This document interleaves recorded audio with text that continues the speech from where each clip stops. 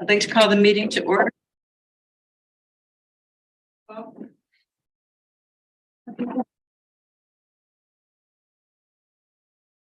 Which here? Here. Okay, so we have the agenda approval for the agenda for our May 3rd meeting. We need to do a move to accept the agenda. I move to accept the agenda. I will second that. Okay. And now we have the minutes. Really quick, just do voice vote on that one, just all in favor. Aye. You're very helpful there. Thank you. Thank you, Charlie. I'm just rolling along. And we would like to have a motion to approve the minutes for April 5th's meeting. But can I have a motion?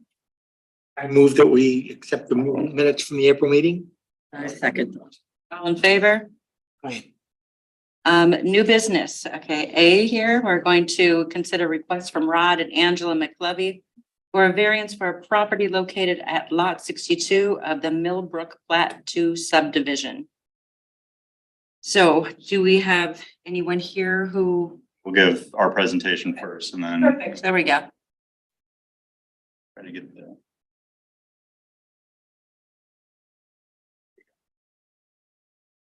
So, Rod and Angela McKelvey, who are here tonight, have submitted a variance request for their property.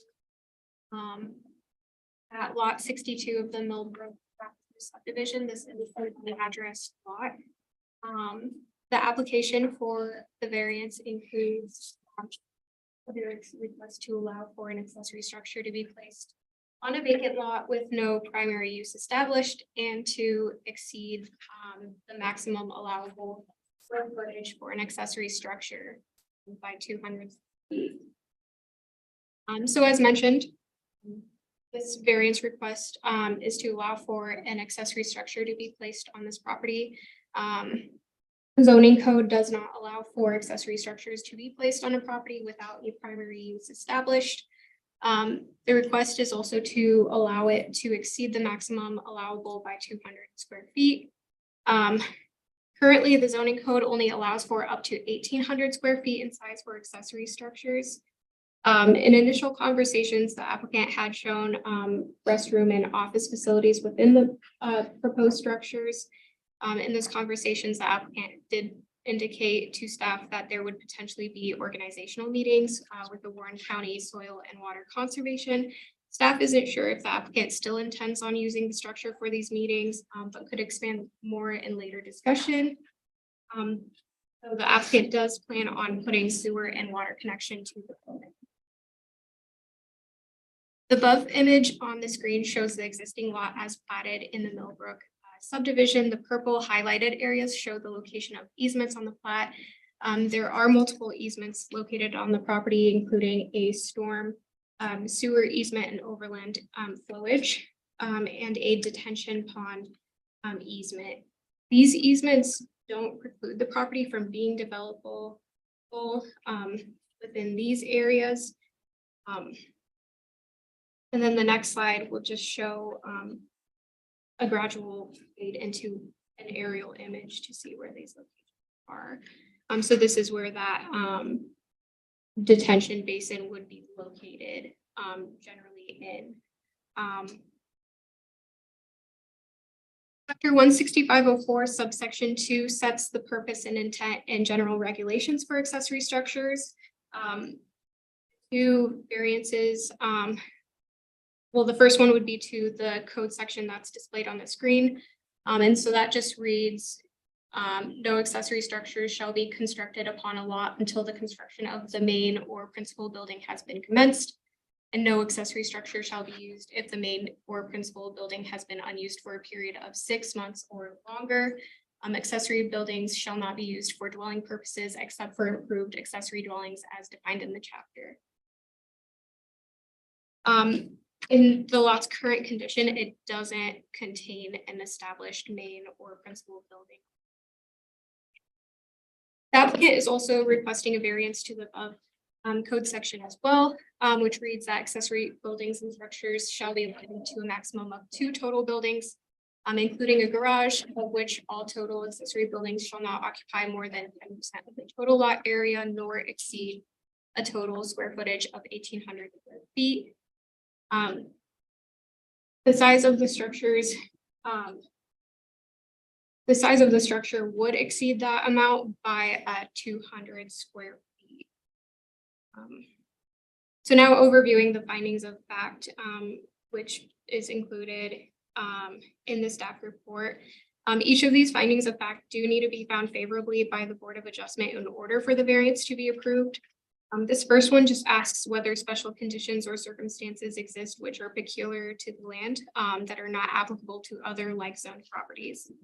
In reviewing the site, the subject property is considered a flag lot with access off of East 13th Place.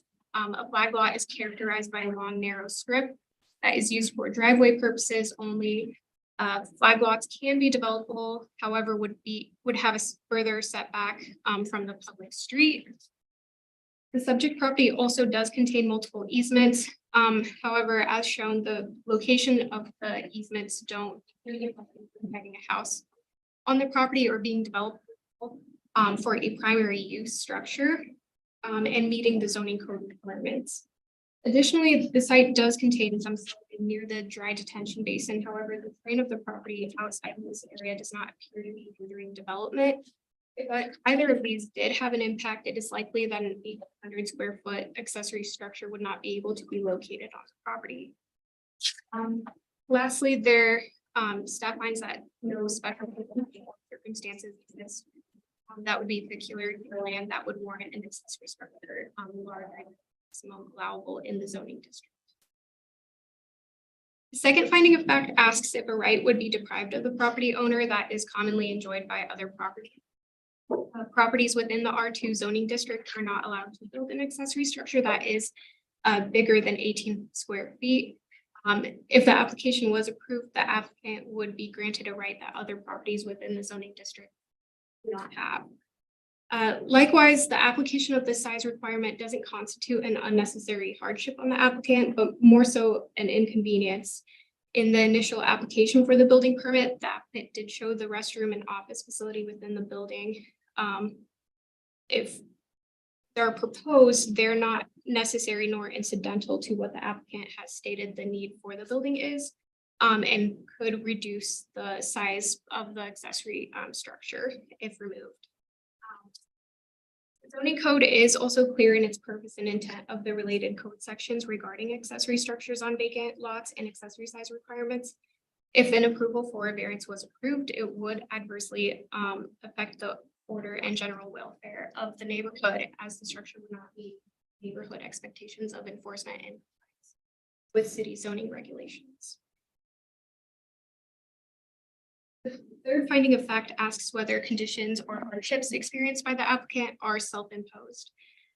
As briefly mentioned, the strict application of the size requirement doesn't constitute an unnecessary hardship on the applicant. The property owner is still able to make reasonable and economically viable use of the property if they were to conform to zoning code requirements. Similarly, by not reducing the size of the accessory structure, the applicant is making a decision by choice not to conform to the regulations outlined in zoning code. The fourth and final finding of fact asks if a special privilege would be granted to the applicant that is otherwise denied to other land structures or buildings within the same zoning district. Variances are granted when a property owner experiences a hardship which would disenfranchise them from a right that other property owners commonly have. Accessory size structures where the allotted amount is not a common right for all properties, despite lot sizes and shapes. If the variance were to be granted to allow for an accessory structure larger than allowable, the variance would grant a right that these other properties within the R2 zoning district wouldn't have. And if they had also applied for a building permit, it would be administratively denied as zoning code wouldn't allow for it. Some points to consider. These are also provided in the staff report. I will read these out. The variance request is not favorable towards one, or more findings of fact that are outlined in the zoning code. The request also requires multiple variances to the zoning code regulations in order to allow for the construction of an accessory structure on the property, which may suggest that this would not be the proper location or use for the property. The variance is also not created by the regulations, but arise from an action or desire of the applicant to construct an oversized accessory structure on the vacant property. Although the property does contain multiple easements, the lot is designed as a flag lot and portions of the property contain slope. Neither of these factors are precluding the property from being developable. Otherwise, an accessory structure wouldn't be able to be sited on the property. Detached accessory structures in the immediate neighborhood also do comply with size requirements. The proposed size of the accessory structure would equate to nearly 60% of all accessory structures within the subdivision if you were to add up all of those structures in aggregate. And then the last three, the location of the proposed structure would be visible from adjacent streets, including South Jefferson Way. This visibility would impact local neighborhood aesthetics as well as views entering the city from the south. Granting the variance would provide a right and privilege that other properties don't have under cities in code regulations. Deviation from the regulations would not be in harmony with the intent and purpose of the zoning code. Lastly, an unnecessary hardship does not exist if the request would be denied tonight. As the applicant does have other avenues, the property owner can still make reasonable or economically viable use. So for this request, staff is recommending denial. Please note that if the variance were to be granted by the Board of Adjustment, that the board will need to summarize for the meeting minutes its reason to approve the request. That includes finding why each findings of fact can be viewed favorably. This information is more so needed for the decision on order on the request. So, Do you have any questions for Emily? And Charlie? Charlie, both of you, I have a couple of questions because we sort of discussed this a lot the last time. In your write-up, Emily, you talk about future land use, and I know you're quoting the comprehensive plan, and you talk about how many lots based on acres of land in, I'll say half of the 2.5 acres, and then I'm just guessing, easements on the other half of it. But the only accessibility is that strip.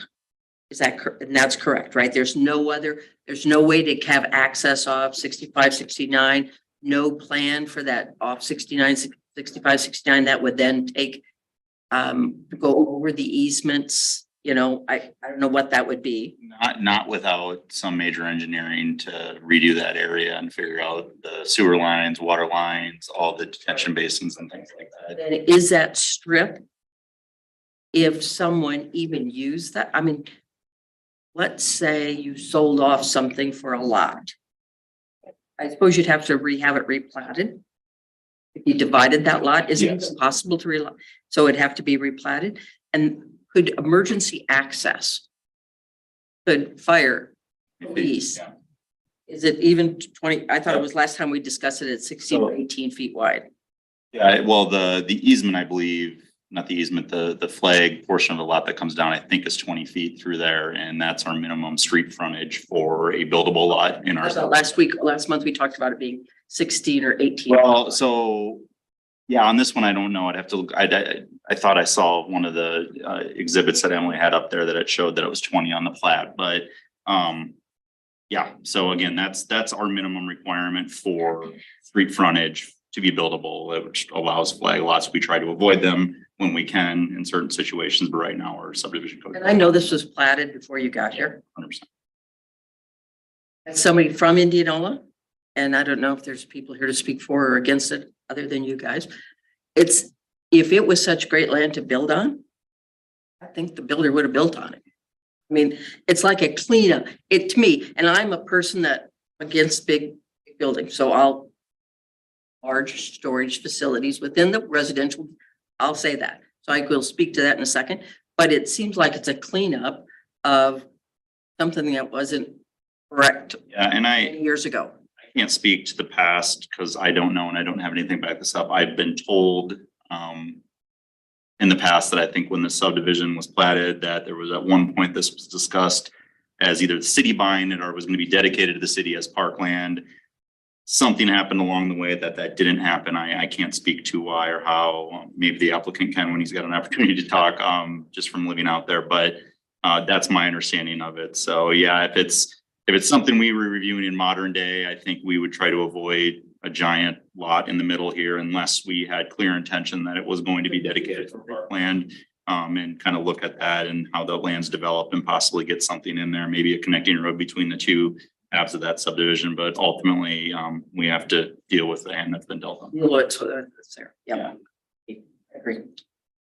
Okay, and I take it you're Rod? Yes. Okay, nice to meet you, Rod.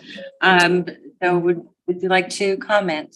Well, there's several things to comment on. I mean, Emily beat the office with, like it's a dead horse, but I only brought the office up because I just wanted extra space in the building. It doesn't necessarily have to be an office. She said, why? I said, well, I don't know. I'm a commissioner for the Soil and Water Conservation District. I mean, sometimes we look for a place to meet. There's generally 6 to 8 of us. It's no different than having people over to your house. And that happens at Deb's house a couple of times, like twice in the 2 years I've been involved. It's just something I brought up. I should know, I guess. But as far as building back there, a house, it's not suitable for building. It's just not suitable putting a house up back there. Nobody wants a house in their backyard. A building like mine that I want to put up it's necessary to keep my equipment that I need to maintain the lot. It's as simple as that. I mean, I got a background. I have a Bachelor of Science in Environmental Planning, a little bit about myself and biology. I'm a Warren County Soil and Water Conservation Commissioner, been a resident of this property since 2005. I don't want to do anything that's negative to this community. That's ask anybody that knows me. I'm not into that. So I question you. I mean, was there a complaint about me doing this, or you came at me with violations when you went to look? I asked you to go look at the place because when you look at it, you can see it's not suitable for a house. And then I get 3 violations. I feel like I'm being harassed, actually.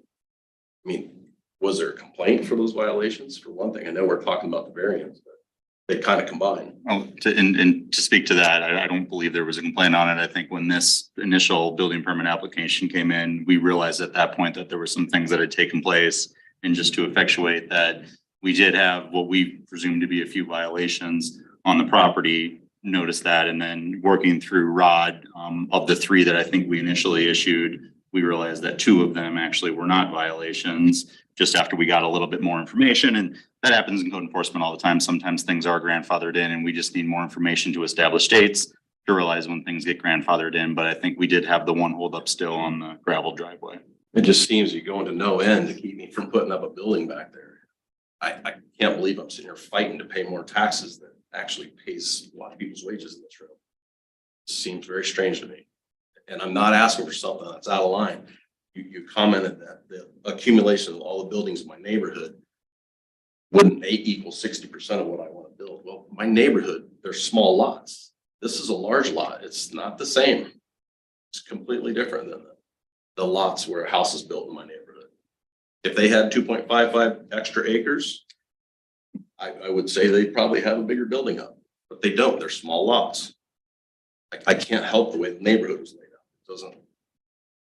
I own this property and I maintain it. I maintain it for the city, and I need some equipment to do that with. And right now I put that equipment in my garage in the wintertime because I have a small diesel tractor. I can't put my cars in the garage. So where am I supposed to keep it? I sold my motorhome because you guys were after me. I didn't have any place to keep it. So I suppose I'll have to sell my tractor too. If I have to do that, you guys can maintain it. I don't know what else to say. Hey, Rod, I have a question about what's in the packet. There's 2 pictures. I only had the one up that showed a gray and black, I'll say. And then I saw It's beautiful. That looks like it's a Morton home. We just don't know what we want. We don't know what it's gonna look like? Looks like a Morton home. It's beautiful. With all the windows and Regard to that, I got my bids back at the Farm Expo, Ag Expo, early January, and all that has gone up. I had 90 days to pull the trigger and buy the product, and that's all gone up. So, I mean, this costing me a small fortune. Hold up here. I would like to build a nice living place. I'd like it to be feasible to my neighbors. windows on it so that if Right. I'm in, I don't know who the neighbors are along your street there. I didn't look to see, but if they're looking out, they're looking at a building that would have windows on it. Yeah. Absolutely. And I couldn't see, and Emily, correct me if I'm in the wrong spot, but is there a height? Is it like, would it be tall enough that you'd put a door?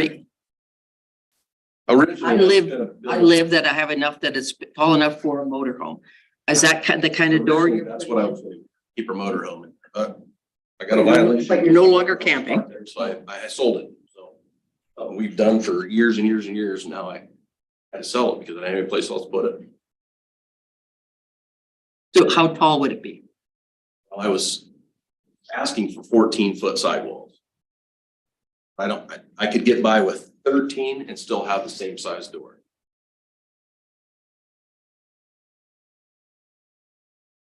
That was my question. Were you hoping that even for resale purposes, that would be large enough that a motorhome would go in it? Yeah. I don't know what that 11-foot door, I don't know what that needs to be. Yeah, thereabouts. And how many neighbors were contacted? I know there's a certain We rating. do within 200 feet of ordinance for this entire property, so I don't know if you know the exact number, but my guess it was quite a few on this one. So it would basically be everybody that backs up. the lot. Plus across Yes, the road. yeah. 200 feet. Okay, and there's only one receipt. Yes.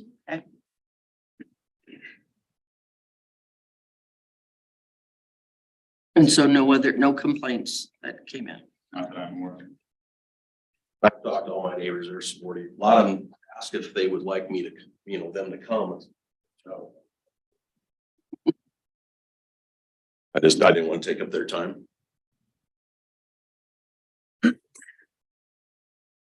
Is there any other, are there any other questions for Rod? One of the points of contention seems to be the 200 extra square Right. feet. And is that, from your perspective, absolutely essential? Is there any? Well, I don't know who in here has a pole barn or any sort of garage, but anytime I've had other pole barns at different properties that I've owned throughout my life, and it's never big enough. So I was just thinking 2,000 square foot. The lot is suitable for even larger, but right now, if I put up a 2,000 square foot building, it takes up 1.8% of that lot. There are buildings in this town that take up much more than that. And I don't think I'm out of line by asking for that. Emily, would you mind putting up the overview again of the easements and the bird's eye view of the lot? And Yeah. My Lisa, do you? I'm sorry.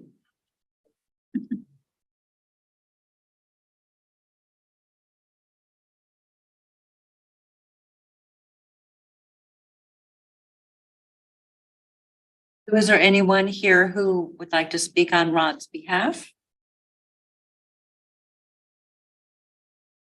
Well, we'll finish questions, I guess, here just Okay, before we get to that point. Chris? Okay, so the purple are the easements. And then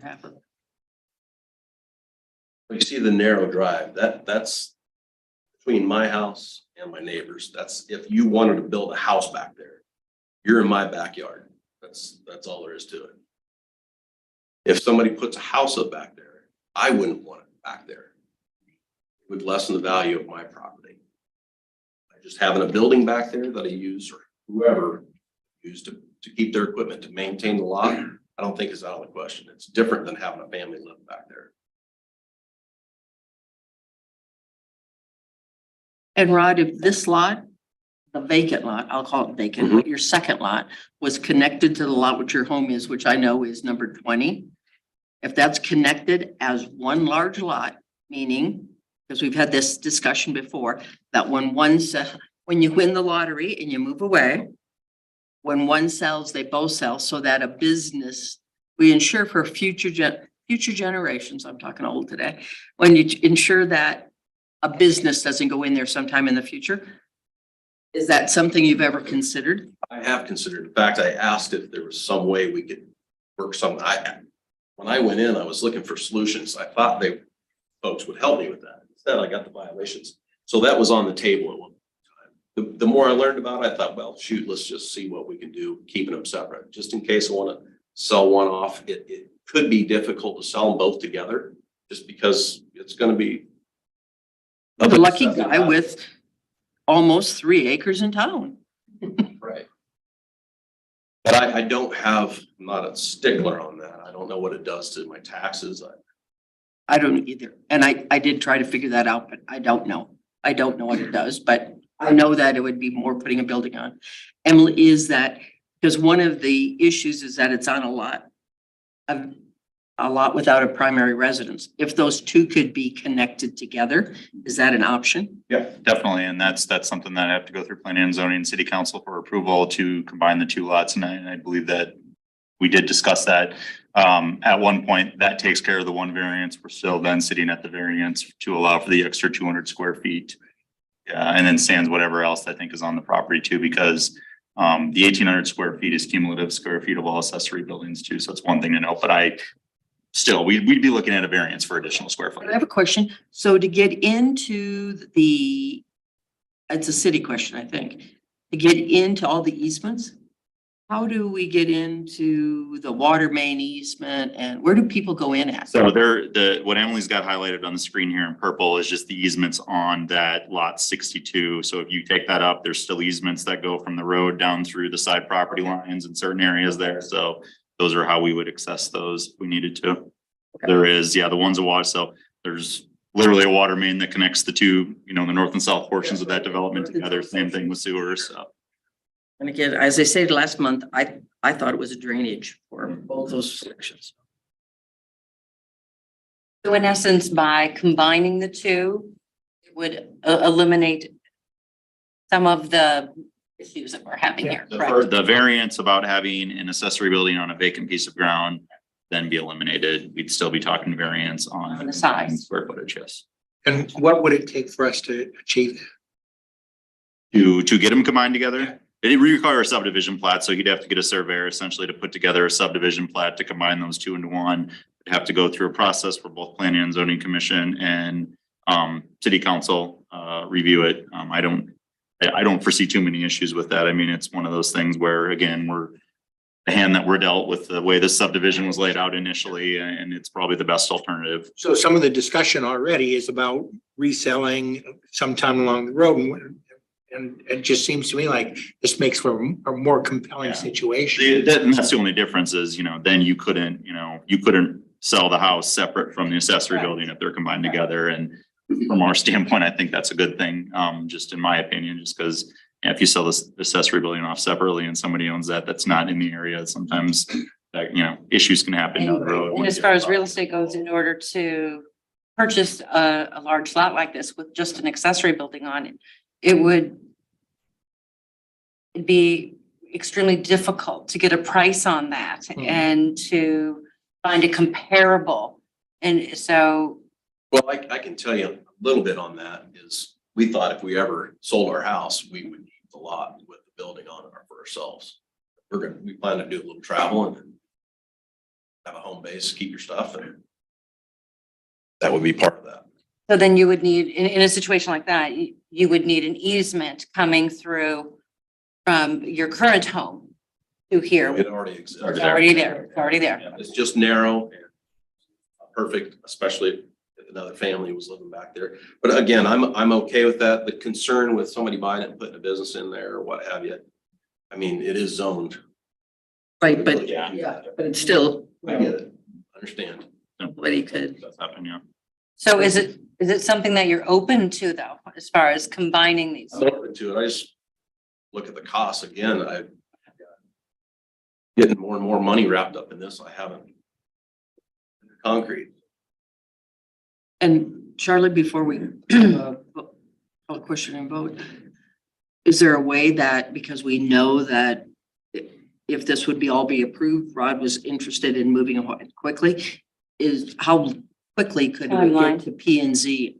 Pretty quick. Things like those go pretty fast. And the good thing with, so it's a resolution, so it's not 3 meetings, but really I think majority of the time is going to be the surveyor putting everything together and getting it submitted. That's typically what we see. Once it gets submitted, it goes through an internal review process. Something like this, I would suspect would be pretty quick. Goes to commission. Commission typically, once we review it at the staff level, we can push it to the next meeting. Commission meets twice a month.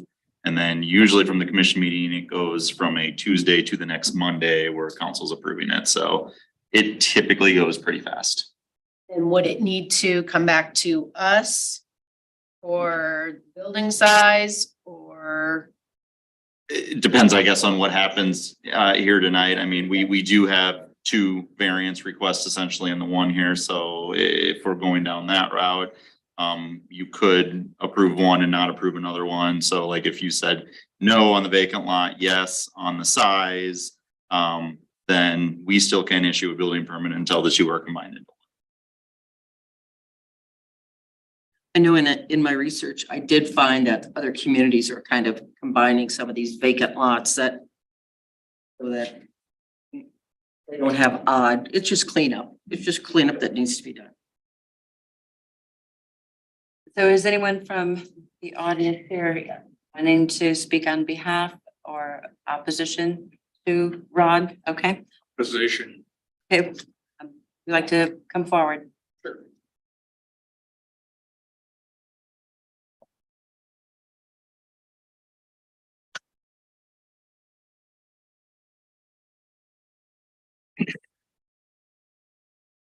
My name's Tom Homer. I live on East 14th Place. It's awesome. And I was very much interested in Todd, is that your name? With all due respect, he did say he wouldn't want a house built back there. He wouldn't. I don't want to be looking at a shed. We bought our house in 2000. Because of the neighborhood, the way the neighborhood looked. There's already a small shed, I believe, sitting down there. And that's very visible from the road. It really takes away from the contrast. It's not a beautiful lot anyway, I will agree with that. But it definitely takes away from the contrast of what it's tied into. Discussion earlier about what that whole area was going to be used for. We bought the house, Millard built it. We bought it in 2000. I don't know why the park didn't happen. It's supposed to be a park there. Reason why Charlie alluded to the fact that he wasn't sure why it would happen either. To me, it takes away from the full contrast of the neighborhood. And again, the property was sold. We've already had some problem with kids on 4-wheelers, kids on mopeds, a lot of commotion back there. It was sold and it's out of Rod's hands. What our president might do with that, they might put 15 4-wheelers in there. Zoom up and down through that property. I've already had snowmobiles come down through there through my property in the wintertime. I just strongly disagree with that ever being taken away from building a home there. We were showed the lot and I thought about it when we bought our house. Been a little bit more private perhaps, but again, you know, everybody could see the thing. The house, and they're gonna all see the shed too. I guess that's all. Thank you. May I ask you a question? May I ask you a question, sir? Oh, sure. So what if the not he, because it doesn't matter the people, it's the process. What if a house was built back there? I wouldn't have any objection to that whatsoever. And That's what the, it was designed for. That's what it was plotted for. well, I'm not sure that this lot was plotted for it, but I mean, It was, I Was mean, it? it shows on the diagram that it's lot 62 and it was capability of water and sewer and everything else, but it would have to use that small easement that comes down. Which is why I decided not to use it. Yeah, and that was approximately what, 23 years ago? Is that what? When you were looking at it? to 2000. purchase? Yeah, so 2000, about yeah. 23 years ago. and you said you're on 14th Street? Yes. East 14th place. Thank you. Thank you. I'm just pulling it back here. Yeah, the subdivision was platted in 2002. Well, it was done in 2000, recorded 2001. And I guess I would like to add the fact that there are, what do they call them? Not variances, but, things you can and can't do within the property. And there's already a lot of, and I don't know who would ever Covenants. police those covenants. I'm sorry. Well, with A lot of those are already being ignored. having something built back there, it would probably eliminate the four-wheelers. And Not if somebody bought it with them. I hear what you're saying. Okay, any other comments, remarks that, I got a comment as far as me owning the place. I planted a beautiful prairie back there. I mean, it's a pollinator prairie. I work on it all the time. I planted trees all the way around the place.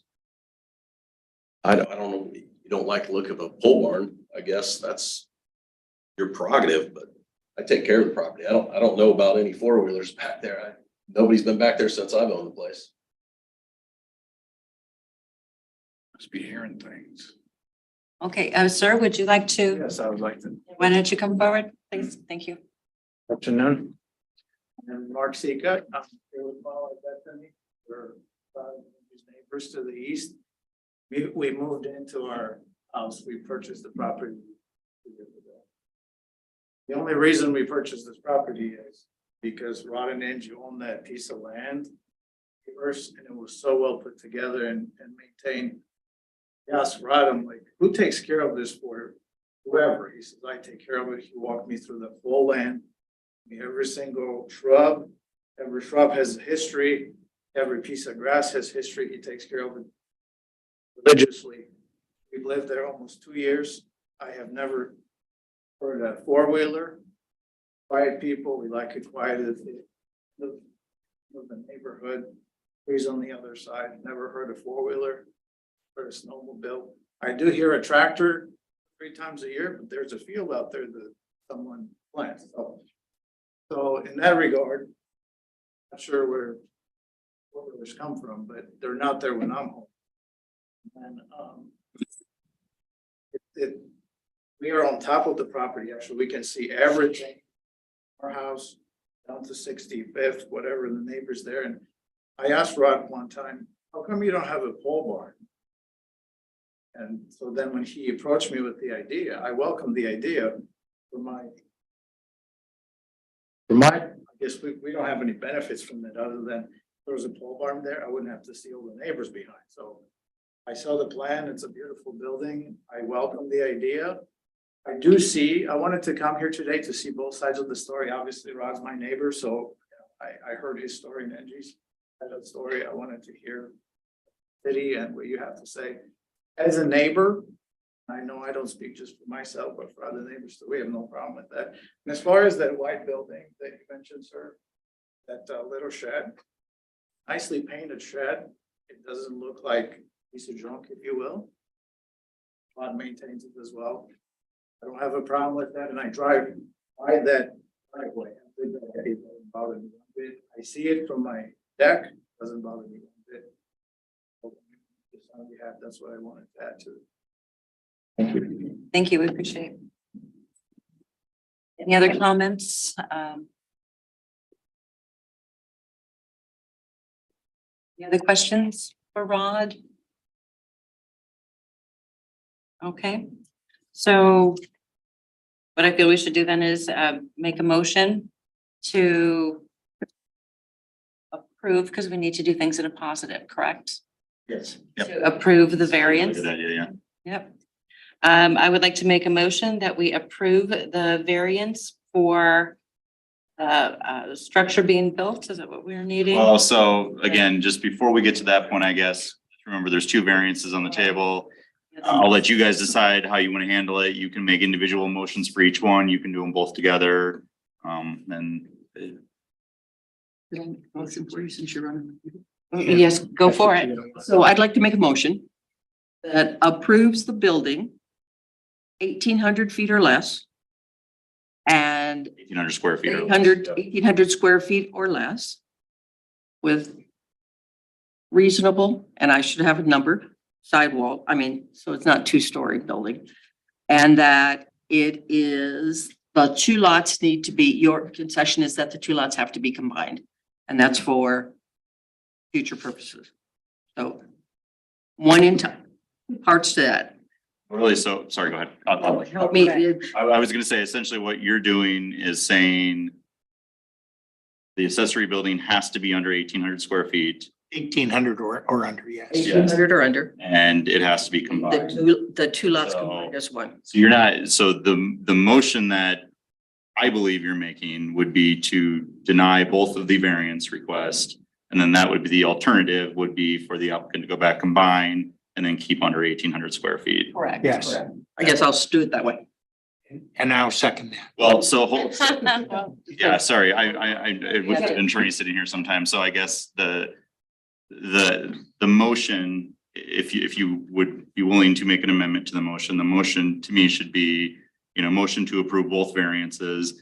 And then essentially we go through on the vote and it's a yes or no to approve, yes to approve, no to not approve. Do you want to cancel the first one? Yeah. Right, So you want to, yeah, you want us to get to where she is, you want us to say no in terms of the approval and then use this as the next motion. A new motion. Is that what you're saying, Charlie? I would modify the existing motion on the table. This is my suggestion from staff, being your staff person. I would modify the existing motion to just say yes or no, or say motion to approve both of the variances. You can put them together as one. That's how the application was submitted. And then again, from what we're saying, we want to keep it under 1,800 square feet, which they can do if they combine them. If they combine the lots and they keep it under 1,800 square feet, there's no variance needed at that point. It's Good to go. yes. so So again, the motion, if you would make an amendment, would be to approve, and then we go through and say yes or no to the approval of the variance to go over 1,800 square feet and to place the structure on a vacant lot. Right. And then we would get to the motion that she makes. So you're. No, the motion she made doesn't, that, we can take care of that internally at that point. That's something we would work with the property owner on doing. Okay, so it doesn't have to be a motion once we've done these other. You've just got the variance request. So you've got the variance request in front of you is to go over the 1,800 square feet and to put a building on a vacant lot. That's really all you have to worry about. There is a process that would allow this by right and not come through the Board of Adjustment. So if the board would ultimately say no to the variance request tonight, we can work with the property owner at that point to go through the process that's necessary to combine the lots, do a lot line adjustment, whatever that may be, and then to keep the building at that 1,800 square feet. what we want to do then is we want to make a motion to approve both variances. Yes, Yes. Do we have a motion? I move that we approve. First of all, I'll change. withdraw your motion. She withdraws her motion. Okay. I Just move, confuse Miranda. That's all. Yeah, we did. We just confused it. Yes. I move that we accept both Oh, I don't want to accept. Wait, But then you vote no, okay. to the accepting, yeah. Correct. You can do it in the negative too, but it just sometimes that gets confusing, saying yes or no, yep. So what you're wanting to do then, I just move that we accept the proposals. for the two, For both of them. so then do we need to have We need a second. Second. make a second? Good, because. Okay. So again, Against when it. we go through roll call and we'll do individual roll call, yes is to approve both variances, no is to deny Correct. or not approve. Okay, so, yeah, it's, Has everybody got that? I just want to be perfectly clear before we get to We're it. making it work out. okay, so roll call. Mitchell? Galen? No. Goodwitch. Ash. No. And then we don't have to say anything. Nothing else. We'll work with the property owner on the other stuff. Consider other What and we're combine. wanting to see happen for Rod is to have that combined and then you can go ahead and build. And take care of them. So Charlie, just a point of order, since I made a motion that was positive and then I voted against it, that actually. That's fine, yeah. That's Okay. yeah, that's appropriate. Okay, all right, good. Goofy. It It is, is. Sometimes it gets really goofy. Yeah. Okay. So we're gonna combine the two lots And build and then build an 1,800 square square foot house, reasonable height. garage, storage Yeah. shed. With our blessings, we would Not think of house. that as. an And then elegant you wouldn't solution. even need You to don't have come to here. talk to us or anything. You can. And you can just sleep go out there for if it. you want to. Could have done it from the get-go. Yes. Yes. So that way you don't have to worry about it anymore. Just combine the two and you're good to go. Okay. Thank you so much. Yes.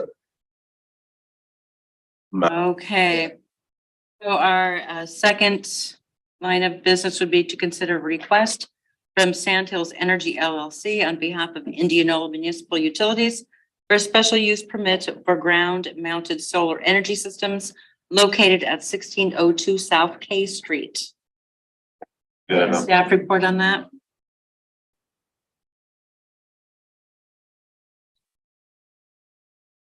On the screen here, there we go. Off there first. Okay, quick background on this one. Sandhills Energy LLC has submitted a special use permit to to allow for utility scale ground mounted solar energy systems at 1602 South K Street. Just for reference, that is the Indianola Municipal Utilities water plant on South K Street. The applicant does propose just a tad over 10,000 modular solar panels to be located on the property. Site plan here kind of shows the layout of those solar panels, maybe a little bit difficult to read, but if you look at it, the water plant is located generally in this area. South K Street over here, and then South G Street, kind of up in this area. I think it does dead end somewhere down in this area. But that gives you just some perspective on the site plan. But again, just a tad over 10,000 solar modules are proposed at the property. The applicant did submit a glare analysis. And the analysis did determine that there is no harmful glare that would occur towards public roadways and adjacent residential properties. This here shows an aerial photo of the water plant there and the two properties that are considered here, and just again shows South K Street to the west, and then South G Street, which it does dead end actually up here just a little bit north of the property. So I apologize for saying so earlier that it was down a little bit further. Looking at the findings for approval on this one, there are 7 findings that must be met favorably. Those were lined out in the staff report. One we wanted to point out was on finding number 7, and that says that the issuance of the special use permit will not endanger, jeopardize, or harm the health, safety, or welfare of properties and the community. In discussions with the applicant's engineer on this one, and I think some things that were submitted, one of the things that were mentioned was a decommissioning plan that would be submitted at some point in time, and I believe upon construction on this one. Decommissioning plan just goes over what happens when the solar energy field, if the solar energy field ever does go out of commission, and how those facilities are removed. We have not reviewed that yet, so just to meet that finding number 7, one of the conditions that we'd like to see placed on the special use permit would be that decommissioning plan is filed with our office prior to the full commissioning of the solar energy field. Other than that, all other findings we believe have been met on this application. So with that, and I apologize here, it does, well, I don't know what's going on with the screen there. There we go. That's a little better. It says variance on that. That should say special use permit, and I apologize, we didn't catch that. But the city of Indianola, our recommendation is that the city of Indianola Board of Adjustment approves the variance request with the condition, again, that condition being that the decommissioning plan is submitted. One thing I did want to note on this too, initially, as we were reviewing this, staff sent out notices to the public regarding a variance for a landscaping buffer. As we actually got into the staff report on this one, we realized that Buffers are only required when these types of uses are adjacent to residential property. There is an exception in our code that says that if it is separated by a public right of way, then it is no longer needed on the landscaping buffer. So we missed that exception initially. We apologize for that. But notifications were sent out regarding the variance on that. However, we did cancel that variance request when we realized they no longer needed it because, again, it was in code. The exception was there, split by the right of way, which is South K Street. It is no longer needed. So just wanted to clarify that in case anybody brings that up from the public, if anybody's here. But with that, I would be happy to answer. So do we have some standards in place for the community? Because we had a solar a couple of months ago on a residential. Yep. And then we did, and I suppose we needed the buffer because it was residential next to residential. That why? Yeah, so We have something in no, the code no. that people can.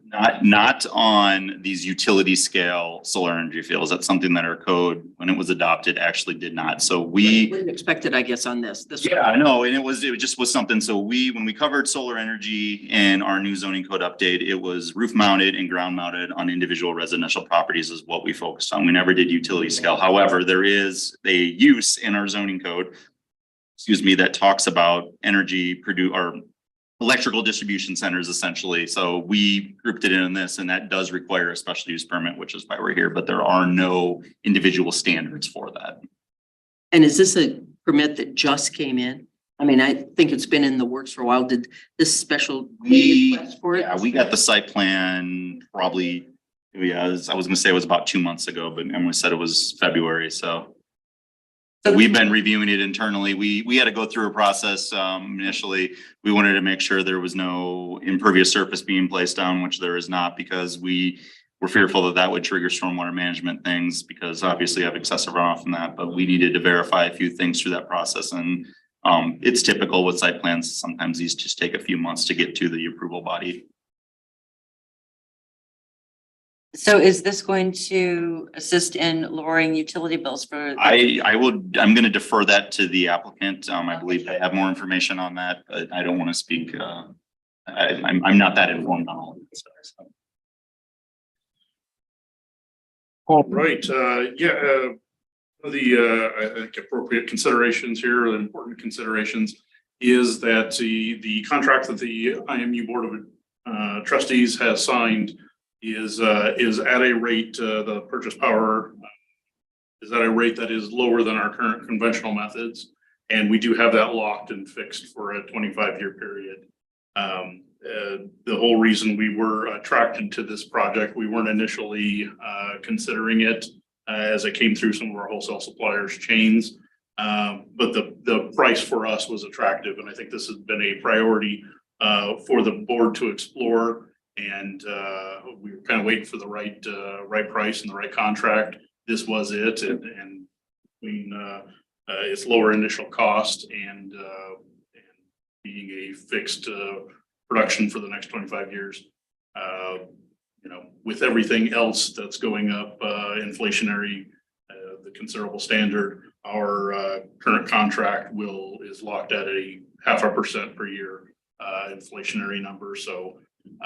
While I can't promise there'll be a pocketbook impact, this certainly does play a role in diversifying our portfolio, and we have something that's currently cheaper than our conventional methods, as well as predictable for the future. So I think there are a lot of financial community benefits to consider, well beyond the certainly green energy that this provides and diversity in our electrical production. And would you go through the timeline so that somebody doesn't have to read through the packet? Like you hope to have it done by. Right now. Not you. Yeah, I know. You're not doing it. You're not out there yourselves doing it, but yes. I'm Rocky Anacross, Executive Vice President at San Jose. So projects, it's taken a little longer than we hoped in development. Some of that was supply chain. Some of it is kind of the nature of the project was to try to bring utility scale pricing to what we call like a distributed generation level. So normally like a project this size would see a much higher purchase rate for the power, but it's aggregated as a portfolio with other communities in Iowa. So We hope to have been starting construction pretty much this summer. That's getting pushed back to kind of later fall, and probably due to weather, like most likely commercial operations date will be like, early spring. We had hoped to bring this to commercial operations in 2023. Like I said, it's like a little bit like herding cats, a lot of different communities. I will say, from, the bottom of my heart, like, and honestly, that Indianola has been the best community to work with across. So we're working in Nebraska, Colorado, and Wyoming. But this community has informed so many of the other projects. The staff here with the utility is, you guys are really lucky to have them. They brought ideas to the table and concepts that we've shared with other communities and helped them really come along. Some of those are a lot bigger communities with more resources. So I'm a native Iowan. I'm really proud that Iowa's kind of leading in this whole portfolio. And I guess I just wanted to say that on the record too. Congratulations, IMU. Yeah. Thank you. Thank you. Yeah, and just to interject to add on to what Rocky had said, the pricing available to this, the important component, both good and bad, has been, this is a number of communities. It's going to be 12 communities. 14, Or 14, sorry. Individually, none of us could have expected to see the rate we did if we'd have to do this together. But because this was 14 communities throughout the 3 states that combined together, we're seeing prices that are favorable. And so, to Rocky and his group, they responded to our wholesalers RFP, and this additive and additional communities being involved make it a team effort, and everyone's benefiting because there's just a larger group that we're buying for, and the access to the equipment and efficiency would be something that we couldn't buy by ourselves, or we couldn't afford by ourselves. So, as a team effort, everyone's benefiting, and appreciate everyone's work. So a question, what relative to the timing here, what would it take to put a decommissioning plan together? Our contract has a decommissioning plan in it, so, our requirements or the board's requirements were already met for that restoration of the ground to the current condition.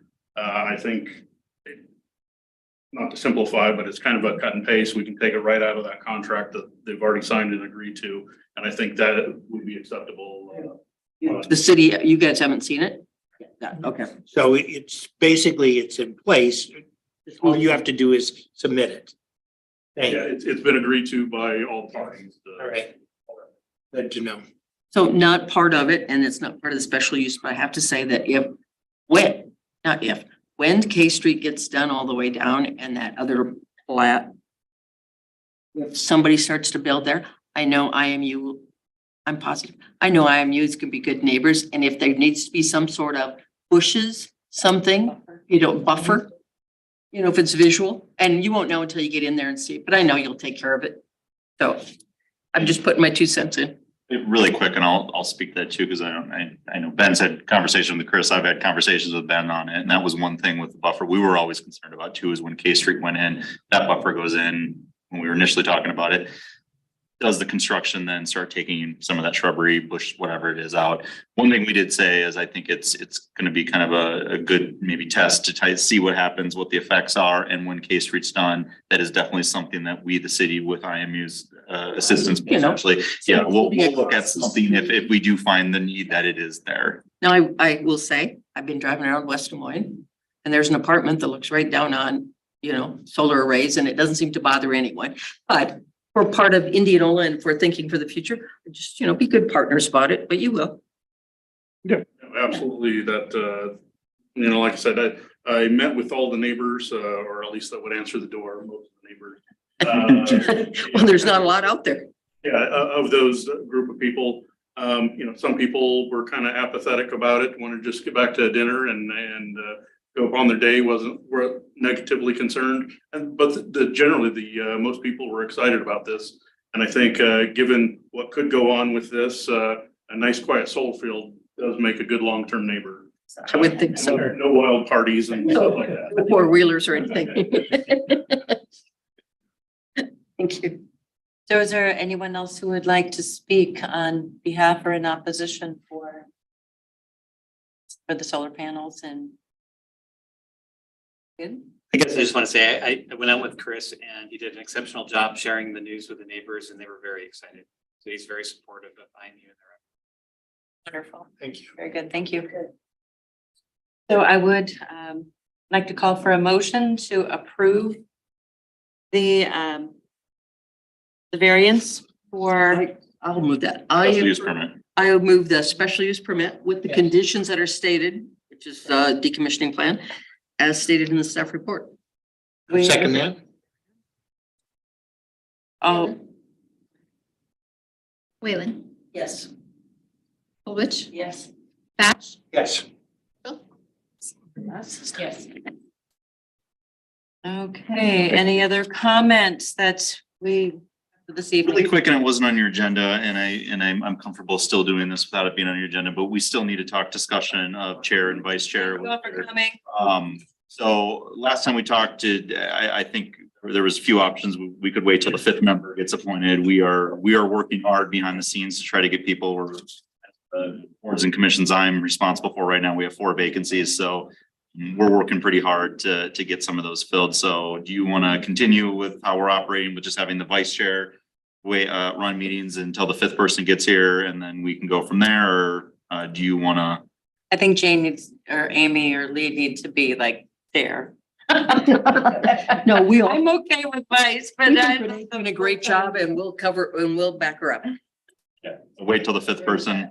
Yes. Well, hopefully we'll get that.